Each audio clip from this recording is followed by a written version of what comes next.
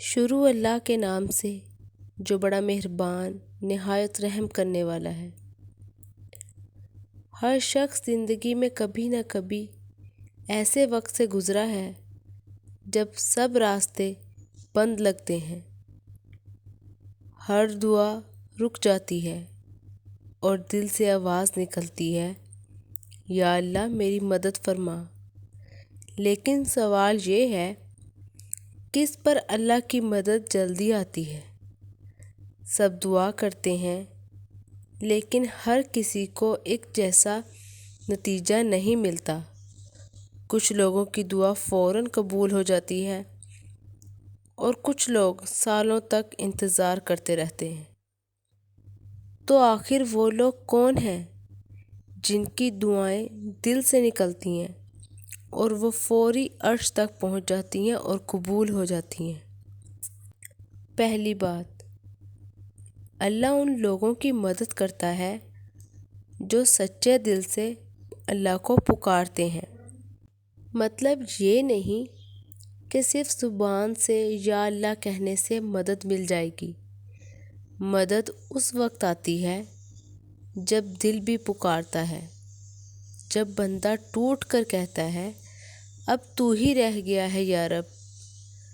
جب سجدے کی حالت میں آنکھوں میں آنسو ہوں تو سمجھ لو مدد آ رہی ہے۔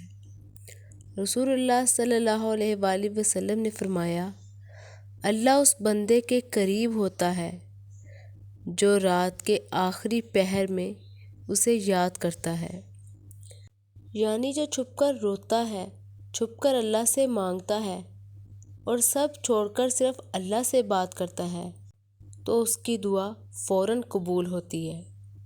دوسری بات، جو صبر کرتے ہیں ان پر مدد سب سے جلدی آتی ہے۔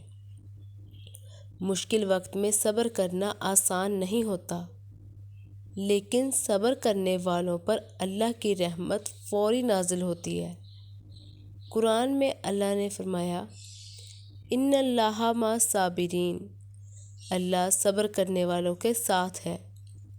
سوچو، اگر اللہ ساتھ ہے تو مدد دور کیسے ہو سکتی ہے؟ صبر کا مطلب یہ نہیں کہ دکھ محسوس نہ ہو، بلکہ صبر کا مطلب ہے دکھ محسوس کر کے بھی اللہ سے شکوہ نہ کرنا۔ اور جو بندہ اللہ سے شکوہ نہیں کرتا، اللہ کی مدد اس کے بہت قریب ہوتی ہے۔ تیسری بات، جو لوگ دوسروں کی مدد کرتے ہیں۔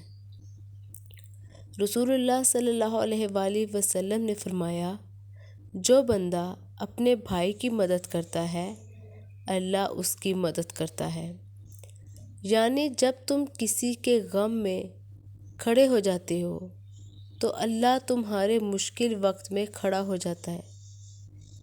کبھی کسی کے لیے دعا کرنا بند مت کرنا، کیونکہ اکثر تمہارے لیے مدد اس دعا کے بدلے میں لکھ دی جاتی ہے جو تم نے دوسروں کے لیے مانگی ہوتی ہے۔ جو مدد کرتا ہے اس کی مدد ہوتی ہے۔ چوتھی بات، جو توکل رکھتا ہے اس پر اللہ کی مدد کی بارش ہوتی ہے۔ توکل کا مطلب جب تم اپنا کام پورے دل سے کرو اور پھر نتیجہ اللہ کے حوالے کر دو۔ رسول اللہ صلی اللہ علیہ وآلہ وسلم نے فرمایا، اگر تم اللہ پر اس طرح بھروسہ کرو جیسا کرنے کا حق ہے تو تمہیں رزق اسی طرح ملتا جیسے پرندے صبح بھوکے نکلتے ہیں اور شام کو پیٹ بھر کے لوٹتے ہیں۔ جب تم کہتے ہو مجھے یقین ہے اللہ میری مدد کرے گا تو سمجھ لو مدد آنے والی ہے، کیونکہ یقین مدد کا دروازہ کھولتا ہے۔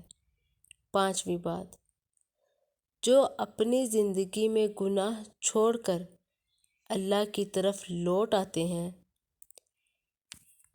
کئی بار اللہ کی مدد رک جاتی ہے کیونکہ ہم اپنی زندگی میں اسے دور چلے جاتے ہیں، لیکن جیسے ہی بندہ توبہ کرتا ہے وہ مدد کا راستہ کھل جاتا ہے۔